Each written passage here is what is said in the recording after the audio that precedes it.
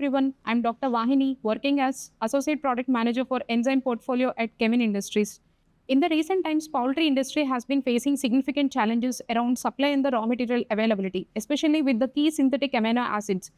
We have seen a sharp rise in terms of price of methionine almost to 3x times, and lysine it was around 1.4x times. So this situation has created a overall challenge for the producers and the nutritionists how to maintain the bird performance by reducing the dependency on the expensive synthetic amino acids. To address these challenges and to answer our critical questions, so we are joined by Dr. Partha Das, Associate General Manager for Nutrition Technical Services. Thank you for joining us, sir. His expertise with science and on-ground realities helps us to decode how industry is addressing these challenges. Sir, so my first question to you is about customer pressure. At the end of the day, Kemin is driven by customer needs and challenges, right? So what is the biggest challenge that the poultry producers are facing due to amino acid price volatility? And I think it's a very real-time situation that the customers are also facing, and it's a very challenging condition right now. And what we observe many a times that due to these fluctuations in the price of the amino acids, what happens is like the customers cannot get the amino acids with the best quality of amino acids they cannot get all the times.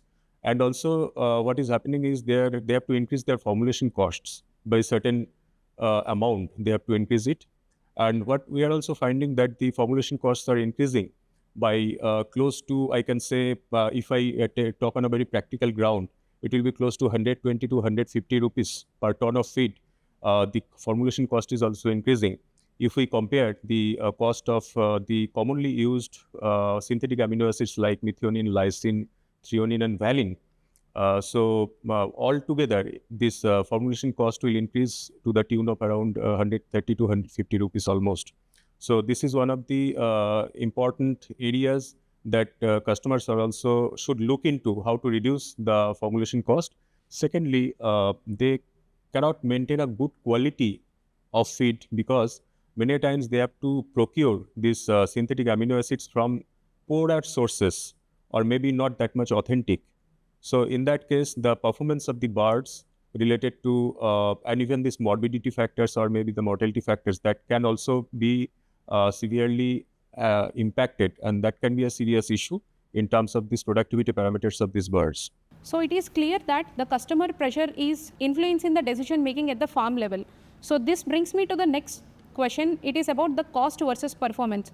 So you as a nutritionist, how you are optimizing the cost without compromising the bird performance? So in that case, we can assume that we can go for some viable alternate raw materials, particularly protein-rich raw materials that can give us a cost savings of nearly, I can say at the present costs of these raw materials, if we consider, so it can save up to a level of something around say 1,000 to 1,400 rupees per metric ton of feed.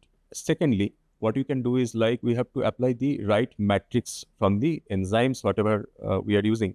So if you talk about these protein-rich raw materials, these alternate ingredients or these alternate protein-rich raw materials, then we should also consider the right matrix from the enzymes, because all these alternate raw materials which we will be having a lot of substrates for the enzymes to act upon. So that can give us an extra edge where the customers can get a very ideal level of performance or the optimized level of performance, and without impacting the overall bird productivity, and also they can further reduce the cost of production also for the feed as well as for the live bird. So another aspect where customers can save the feed cost, particularly in this context of this high amino acid prices, particularly D-L-methionine, is like partially a replacement of this methionine, okay, by this betaine and choline chlorides, okay, because betaine, as you know, is like apart from this osmoregulation effect and all, it is also acting as a methyl donor. If we go for a substitution of 500 grams of synthetic methionine, so that can be done by 1 kg of synthetic betaine in the diets, okay.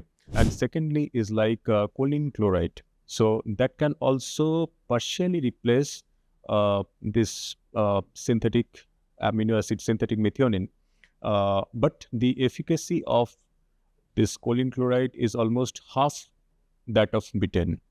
Okay. So the two strategies you came up with to optimize the bird performance, first is the ingredient shift and next is the enzyme matrix. So first I would like to focus on the ingredient shift. How these raw materials can replace the usage of synthetic amino acids and what is limiting its adoption? Many times customers are little mistaken that yeah, it's quite true that soybean meal is having a much more higher digestibility than the different alternate ingredients. But if we consider the true digestibility proportion of those alternate ingredients. Okay, so in some of the alternate ingredients, like I can quote like say this maize gluten meal, or say rice or corn DDGS. Even we can talk about this MBM sources, or we can talk about this de-oiled mustard cakes also. So in these raw materials, if we see the digestible amino acid, what is the quantity of digestible amino acid, that is far more compared to soybean meal, though the average digestibility is of these alternate ingredients is lower compared to soybean meal, but the total digestible amino acids, it is higher. For that can be taken in account, just to make sure that the customers or properly the formulations are being done with the proper matrix from the enzymes. So likewise, I told from each of these raw materials, alternate raw materials like maize gluten meal or maybe de-oiled mustard cake, if we use those alternate raw ingredients in the diets and partially replace soybean meal, so that will also help us to eventually, to some extent, substitute the quantity of synthetic methionine that we're giving in the formulations.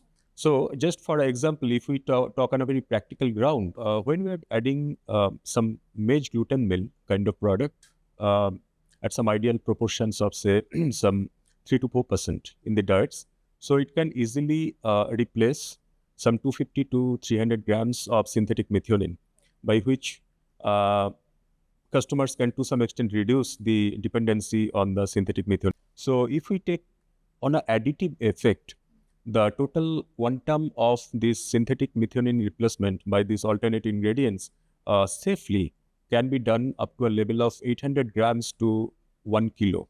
Oh, It can go eventually to a very higher extent, maybe 1400 grams or 1500 grams. But still, I will suggest that on a very safer side, we can consider up to a level of 800 grams to 1 kg of synthetic methionine replacement in this case. So the current cost of synthetic methionine, it was somewhere even 1 month back or maybe 2 to 3 weeks back, it was around say 260 to 280 rupees. So now it has gone up to three-folds. Now the price has gone, it went up to even 850 rupees. So if we take even 600 to 700 rupees also, so that will also give us a big savings. And for a customer who is manufacturing in say 5,000 metric tons of feed or maybe 10,000 metric tons of feed per month, so it will give him a huge savings on a monthly basis or maybe on a year-round basis. oh. So the second strategy, which is about the enzyme matrix, how protease is helping to replace the synthetic amino acid. Can you please explain about the enzyme matrix? So the customers can reduce their dependency on the synthetic amino acids. Not only synthetic amino acids, I'll say the amino acids that are also inherent part of the raw materials. So both ways the customers can save or can make some kind of good profitability without impacting performance. Okay, and thus they can also reduce the dependability on the synthetic amino acids as well as the amino acids from the raw materials. So the point that is very much important is that how much matrix the customers should consider from these diets, particularly when using a good protease enzyme solution. So one of the key message that I want to share is like if the enzyme efficacy is really good and the customers are also using good quality of raw ingredients in the diets, and the quality of the ingredients is also quite consistent throughout the year or round the year time, then customers definitely can consider a medium to high level of matrix from the enzymes. Okay, so that will also give them a good savings, and now it will be proportionate to the price of the ingredients, because the price of the ingredients, particularly say soybean meal or the other raw materials, those are very much fluctuating in the market. So suppose the soybean meal price right now it is 47 rupees. So it can even come down to 35 rupees. It may go even up more than 55 rupees or 60 rupees also. So if the price of the soybean milk at this current moment, if it is around say 46 to 47 rupees, so the and the customer is considering some mid-range of matrix from a very good multiprotease enzyme, though on a very conservative side, I will say, but still they can get a savings of at least say 800 to 1000 rupees minimum, yeah, even after deducting the product cost also. So you have been mentioning about the cost savings from the two strategies you have mentioned earlier. So how should a customer quantify these savings in terms of usage of protease rather than just a digestibility trail? In that context, I will say that whenever these customers are looking for a kind of savings, kind of ideal savings that they can get by using a good protease enzyme. So yeah, it is quite quantifiable, and it will depend on the quantity of matrix that they are considering. So if they are considering some 3%, this protease matrix from enzyme, so definitely that savings will be little reduced. And if it is something they are considering 5% amino acid matrix, or maybe more than that, so the quantum of the savings will definitely be more. But I can assure that if the customers are using a very ideal quality of these raw materials in the diets, and they are making a kind of mid-density of diets, and they are using a very good protease enzyme solution, so the minimum savings will be around, I can say, near to 1000 rupees after deducting the product cost. So that is one part of the savings. And the second part, definitely, we can also take in account the synthetic amino acid prices also in that case. So whatever the price I mentioned is, say, 1000 rupees or maybe 1200 rupees, the savings will come after, say, 5% or 4% this amino acid substitution by taking the matrix from the enzymes. So in that case, they can also replace some, say, 200 grams to 300 grams of the synthetic methionine, maybe 100 to 200 grams of lysine, maybe 100 to 200 grams of threonine, to some extent Vahini also. Okay, so that additively will give a savings of near to, I can say, 250 to 280 or maybe 300 rupees again. And again, that savings is also dependent on the price of that synthetic amino acids. Say right now, the price of the synthetic amino acids are far more compared to earlier times, maybe 2 months back. Okay, so more the prices of the synthetic amino acids, more the customers can save by usage of a good protease enzyme or this multi-protease enzyme solution.